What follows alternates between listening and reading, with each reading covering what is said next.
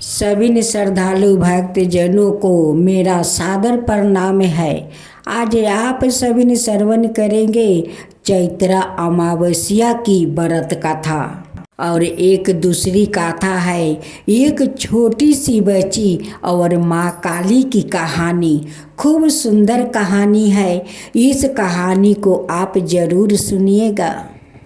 माँ काली का कथा सुनने से अमावस्या के दिन माँ काली प्रसन्न होकर अपना भक्त पर वो कृपा बरसाती है।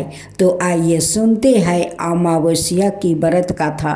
एक ब्राह्मण परिवार था जिसमें पति पत्नी और उनकी एक पुत्री थी। उनका जीवन समयाने चल रहा था। बरस बीतते गया और पुत्री भी धीरे धीरे बड़ी होने लगी। बढ़ती आयु के साथ उसमें स्त्रियों के गुणों का भी विकास होने लगा था।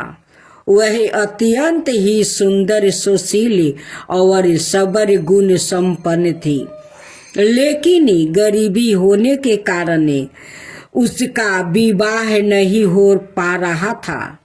एक दिन उस ब्राह्मण के घर एक साधु महाराज पधारे।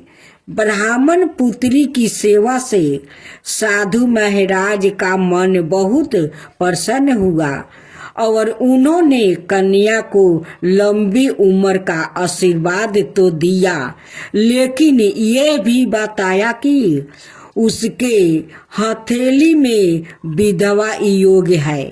इस बात से चिंतित होकर ब्राह्मण परिवार ने साधु से उपाय पूछा। तब साधु ने कुछ देर विचार करने के बाद अपने ध्यान के आधार पर बताया कि कुछ दूरी पर एक गांव में सोना नाम की धोबिन जाति की एक महिला अपने बेटे और बहू के साथ रहती है, जो बहू ही संस्कारों से संपन्न और पतिपरायण और निष्ठावान था। यदि यह कन्या उसकी सेवा करे और उसके विवाह में वो महिला अपनी मांग का सिंदूर लगा दे तो इस कन्या का विधवा योग मिट सकता है। साधु ने यह भी कहा कि वो महिला कहीं आती जाती नहीं है। यह बात सुनकर ब्राह्मणी ने अपनी बेटी से धोबिन की सेवा करने की वो बात कही।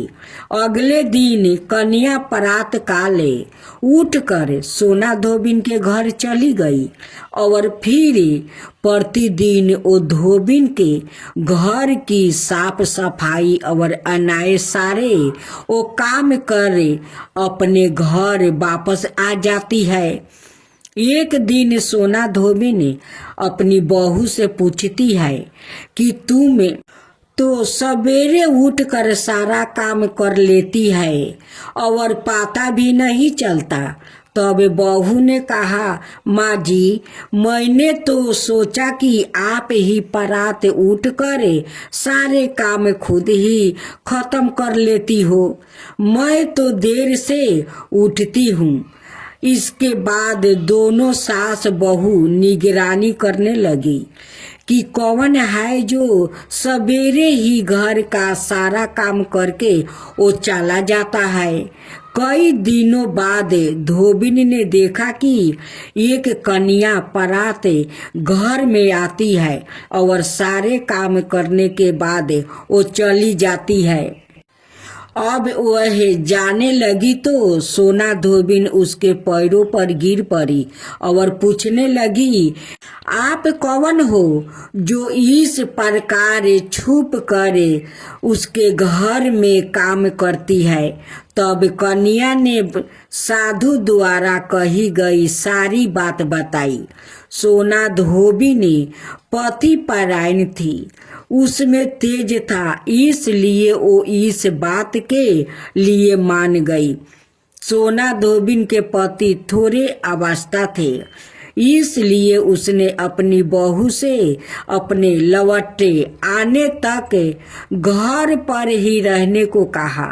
सोना धोबिनी ने जैसे ही अपने मांग का सिंदूर उस कन्या की मांग में लगाई, उसके पति की मृत्यु हो गई। थोड़े समय बाद उसे इस बात का पता चला।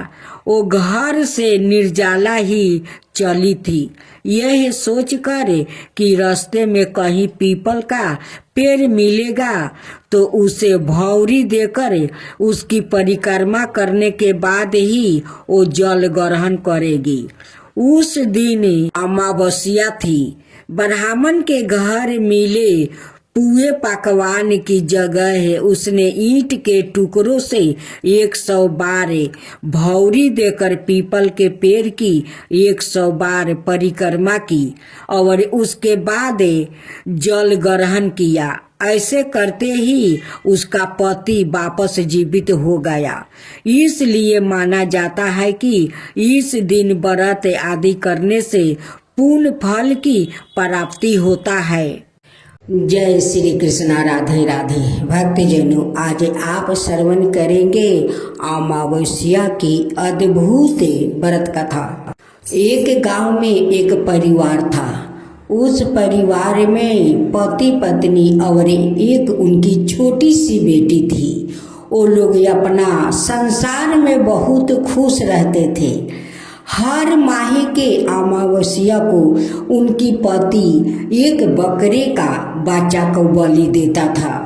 दोनों पति पत्नी अपना संसार में बहुत खुशी से रहते थे, लेकिन उनकी पति का कुछ ऐसा बीमारी था जो अपना पत्नी को बताना नहीं चाहते थे, इसलिए कि बताने से मेरे पत्नी को बहुत तकलीफ होगा।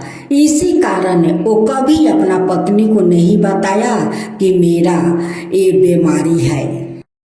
जब जब अमावस्या आता, वो बकरा का बच्चे को वो मंदिर में जाकर माँ काली को वो बलिदान देता और माँ से यही प्रार्थना करता कि हे माँ, मेरे मर जाने पर मेरा बच्चों और पत्नी को आप ही रक्षा कीजिएगा।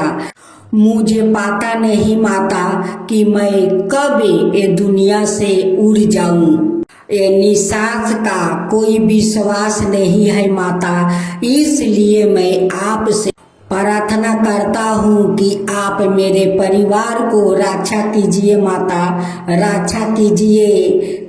देखते देखते उनकी बेटी 10 साल का हो गई। एक दिन अचानक वो बीमार पड़ गया। बीमार जो पड़ा फिर बिछला से उठ नहीं पाया। बस उसका समय आ गया था, उसका मृत्यु हो गया। अब घर में तो रोना पीटना पड़ गया। मुनिया का पिता का मृत्यु हो जाने से वो लोग पर थोड़ा तकलीफ आ गया। घर में जो भी अन्न था वो भी खत्म हो गया। अब बेचारी करती तो क्या करती। वो एक दिन मुनिया से कहती है कि मुनिया बेटी, मैं आदमी के घर में काम करने जाती हूँ। अब काम नहीं करेंगे तो हम लोग का पेट पालन कैसे होगा। मुनिया के माँ आदमी का घर में काम करने लगी। जो लोग देते वही लियाती और माँ बेटी दोनों अपना पेट भरती। ऐसा ही वो लोग का दिन बीतने लगा। मुनिया का माँ कहती है कि बेटी, काल तो अमावस्या है, माँ को तो भोग देना होगा। इतना दिन तो तुम्हारा पिताजी वो भोजन देते आए थे, लेकिन हमारा पास तो पैसा नहीं है कि इतना बड़ा माँ काली को भोजन दे सकूं। मैं एक बाजार से कबूतर लाती हूँ, उसी कबूतर को माँ को भोग लगाएंगे। मुनिया का माँ हर महीने में एक कबूतर आनती है और माँ काली को वो भोग लगाती है। जाने की बलि देती है। ऐसे करते करते कुछ दिन बीत गया। एक दिन मुनिया का माँ बीमार पड़ जाती है। मुनिया रोती है, कहती है कि माँ अब क्या होगा, तुम तो बीमार पड़ गई, बहुत तबीयत खराब है, तुम्हारा तो बदन जल रहा है माँ, घर में तो पैसा नहीं है कि तुम्हारे लिए मैं दवा ला सकूं। मुनिया अपना माँ से बिना बताए वो काम करने जाती है। वो रास्ते में एक बुढ़िया माई मिल गई। वो कहती है कि मुनिया तू कहाँ जा रही है।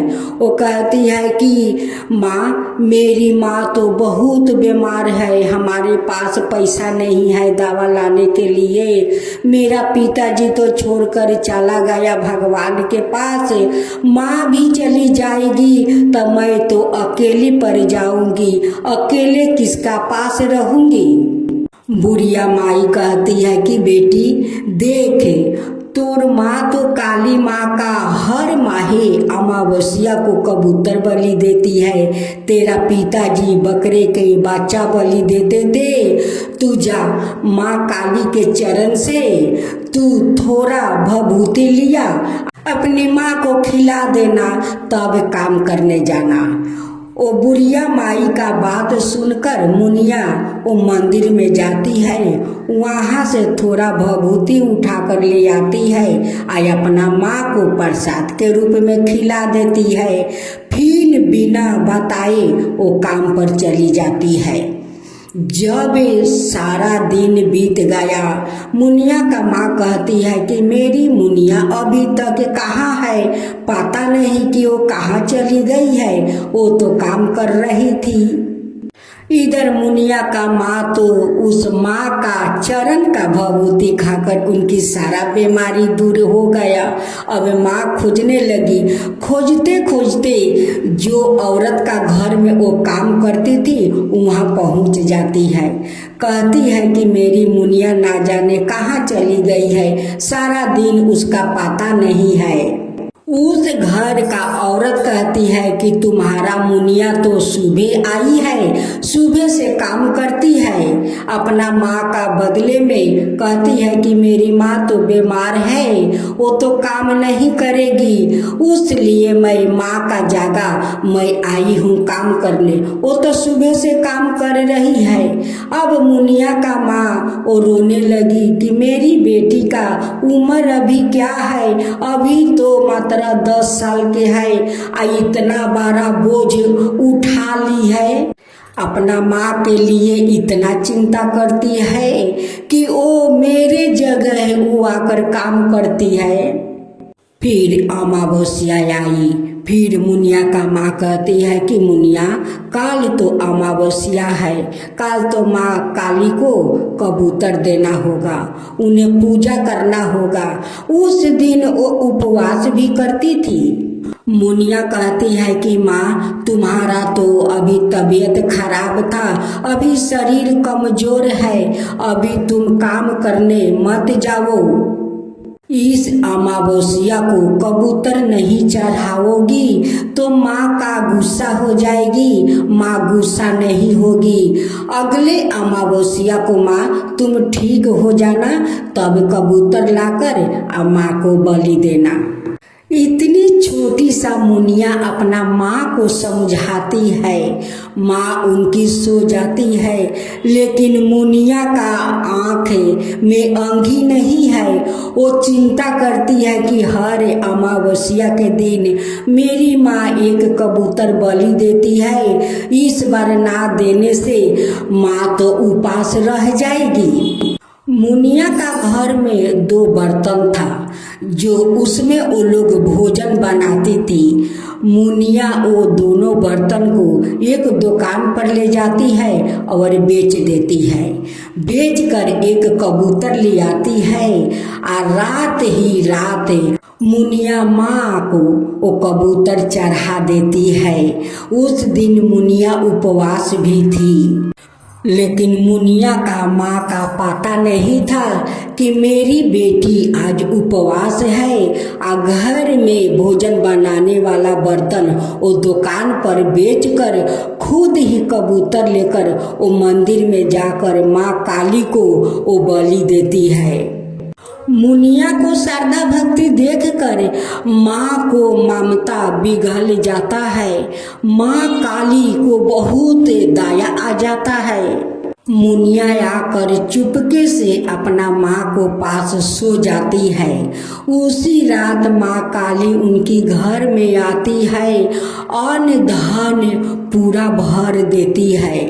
जब मुनिया को आँख खुली तो वो घर में देखती है कि बहुत घर में रोशनी है। इतना रोशनी कहाँ से घर में आ गया। वो माँ से कहती है कि माँ उठो ना, देखो ना घर इतना चमक क्यों रहा है, घर में देखो ना कितना सारा रोशनी है। उनकी माँ चमक कर उठती है और कहती है कि हाँ बेटी, ये इतना रोशनी कहाँ से हम लोग के घर में आ गया है। जब देखती है कि एक कोने में सोने का कलश मोहर वही जगह से वो रोशनी आ रहा है। देख कर मुनिया का माँ कहती है कि बेटी, हमारा घर में तो इतना सारा सोना का कलश मोहर हीरा मोती अन्न धन सब कुछ राताराती कैसे भर गया। जो भोजन बनाने वाला बर्तन था जो मुनिया दुकान पर बेचने के लिए ले गई थी, वो बर्तन देखती है कि जहाँ पर था वहीं पर दोनों बर्तन है। मुनिया अपना माँ से कहती है कि माँ देखो, मैं तुमसे एक बात कहती हूँ, तुम डांटना मत माँ, तुम डांटना मत। दो बर्तन जो हम लोग के घर में था भोजन बनाने वाला, वो बर्तन बेच कर मैं एक कबूतर ला कर वो राताराती माँ को जाकर बलि दी आई थी। अगर तुम्हारा विश्वास ना हो तो चलो माँ, वो बर्तन देख लो, वो बर्तन घर में नहीं है। माँ जाकर देखती है तो बर्तन जहाँ के तहाँ है। इतना सारा घर में धन चमक रहा है। कहती है कि लगता है ये माँ काली का ये चमत्कार है, उन्हीं का चमत्कार हम लोग का घर में हुआ है। रात को दोनों माँ बेटी भोजन करके सो जाती है। माँ सपने में आती है और कहती है कि उठ मुनिया उठ, ये तेरी श्रद्धा भक्ति का एक कृपा है। उसकी माँ से कहती है कि मुनिया के माँ, ये तेरी बेटी का श्रद्धा भक्ति का चमत्कार है। ये छोटी सा उम्र में इतना इसकी समझ आ गया है। ये राताराती तुझसे बिना बताए बर्तन बेचने गई थी, एक कबूतर लाई थी, वो मुझे जाकर राताराती वो बलि दी थी। इसकी श्रद्धा भक्ति देखकर मैं प्रसन्न हो गई और तेरा घर अन्न धन सोना मोहर से भर दिया। अब तेरा कभी तकलीफ नहीं होगा, कभी तकलीफ नहीं होगा। तेरा पति जो बकरा का बच्चे को बलि देता था वो तो बीमार था, लेकिन तुझे कभी नहीं बताया कि उनकी बहुत बड़ी बीमारी है। वो इसलिए नहीं बताया कि बताने से तुझे बहुत तकलीफ होता, वो नहीं बताया। लेकिन मेरा पूजा करने जाता था, वो उपवास भी करता था और यही बात कहता था कि माँ, जब मेरा मृत्यु हो जाए तो तू मेरा परिवार को देखना, कभी तकलीफ मत होने देना। आज मैं तुझे दुख में मैं कैसे छोड़ दूं अपना बेटी को, इसलिए मैं तेरा घर में अन्न धन सब कुछ भर दिया है। अब तेरा काम करने का कोई ज़रूरत नहीं है बेटी, नहीं है। ले, अब तू मुझे श्रद्धा से पूजा कर सकती है और अड़ोस पड़ोस में ये चमत्कार को तू बता भी सकती है, सुना भी सकती है।